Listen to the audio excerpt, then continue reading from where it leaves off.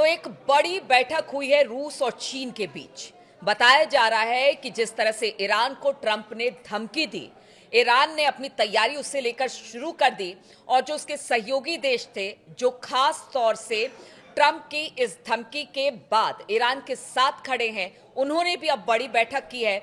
रूस और चीन की ये बैठक किस तरह से ईरान को सपोर्ट करने के लिए, बातचीत करने के लिए मयंक मेरे साथ जुड़ गए हैं। देखिए, मॉस्को में एक बड़ी बैठक हुई है जिसमें रूस के जो विदेश मंत्री हैं सरगेई लावरोव ये मौजूद थे और चीन के विदेश मंत्री वांग यी ये दोनों इस बैठक में मौजूद थे। चीन के जो विदेश मंत्री हैं वो मॉस्को के दौरे पे हैं और उन्होंने पुतिन से भी मुलाकात की है और बताया ये जा रहा है कि इस पूरी बैठक में सीक्रेट तौर पे ईरान के भी कुछ प्रतिनिधि शामिल थे। ये बड़ी गौर करने की बात है कि जैसी सोशल मीडिया पे चर्चाएं हैं कि आपको जो खबरें मिल रही हैं वो ये मिल रही हैं कि रूस के विदेश मंत्री और चीन के विदेश मंत्री की मुलाकात हुई, चीन के विदेश मंत्री पुतिन से मिले, ये खबरें तो हैं, लेकिन एक अंदर जिसकी इस बात की भी चर्चा है कि इस बैठक में ईरान के भी कुछ आला अधिकारी शामिल थे। इस बैठक में कई चीजें डिस्कस हुई हैं। पहली चीज तो ये कि अगर ट्रंप या अमेरिका ईरान पर हमला करता है, उस स्थिति में रूस और चीन का क्या कदम होगा, ईरान के साथ मिलकर कैसे अमेरिका को जवाब देना है, बात नंबर एक।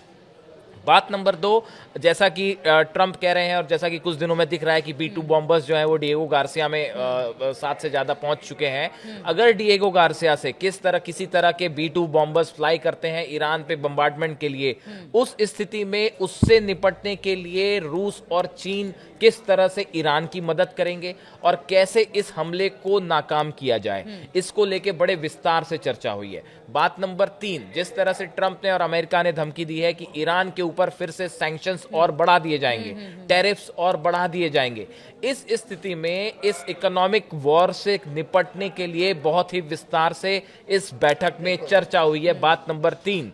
बात नंबर 4, अमेरिका लगातार ये कोशिश कर रहा है कि इंटरनेशनल स्टेज पर ईरान को अलग थलग कर दिया जाए। ईरान के साथ जो है न्यूक्लियर डील के लिए लगातार जो दबाव बन रहे हैं, इसमें इस दबाव से कैसे निपटना है, ना सिर्फ अंतर्राष्ट्रीय स्तर पर बल्कि पूरे मिडिल ईस्ट के स्तर पर कैसे इससे निपटा जाए, कैसे दूसरे देशों का सहयोग हासिल किया जाए, ये भी इस बैठक में चर्चा का हिस्सा था। 5वीं बात, देखिए, इस बैठक में ट्रंप ये चाहते हैं कि ईरान न सिर्फ अपना न्यूक्लियर प्रोग्राम छोड़ दे बल्कि उसकी जो लंबी दूरी की मिसाइल्स हैं, ballistic missiles, long range ballistic missiles जिस पे ईरान काम कर रहा है, उसको भी रोक दे। जबकि रूस और चीन ऐसा बिल्कुल नहीं चाहते। वो चाहते हैं कि ईरान का न सिर्फ न्यूक्लियर प्रोग्राम को वो सपोर्ट दे चुके हैं बल्कि बैलिस्टिक मिसाइल प्रोग्राम को भी वो सपोर्ट करते हैं। ऐसी स्थिति में ईरान को अपने बैलिस्टिक मिसाइल कार्यक्रम को और न्यूक्लियर प्रोग्राम को कैसे आगे बढ़ाए रखना है, इसको लेकर भी इस मीटिंग में चर्चा हुई। तो ये 5 अहम मुद्दे थे जिसमें इस मीटिंग में चर्चा हुई है।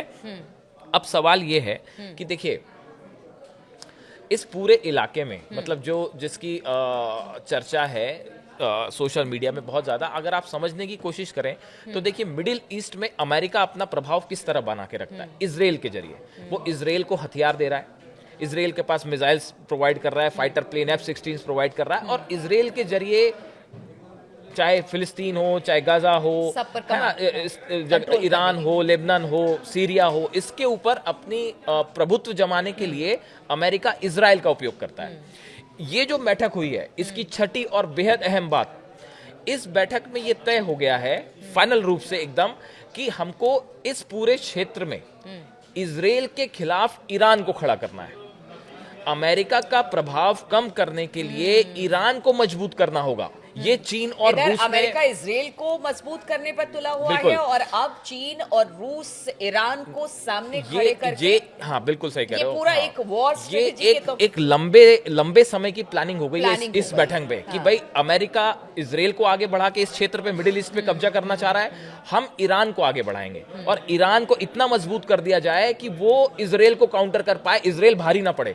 अगर ये हो जाता है तो पूरे मिडिल ईस्ट में जो अमेरिका का प्रभाव है ये कम होना शुरू हो जाएगा। रूस भी यही चाह रहा है, चीन भी यही चाह रहा है, हमने पिछले वीडियो में नॉर्थ कोरिया की बात करी थी, किम जोंग भी, वो भी ये चाह रहे हैं। तो ये एक बड़े लेवल की स्ट्रेटेजी है जो चीन और रूस ने बना ली है कि ईरान को साहब सुपर पावर बना दिया जाए। आप ईरान को इतना मजबूत कर दें कि अमेरिका ना हमला कर पाए, ना उस पे इजराइल हमला कर पाए। उसका नतीजा ये होगा कि आप अपने आप एक स्वतंत्र विदेश नीति पे काम शुरू हो जाएगा।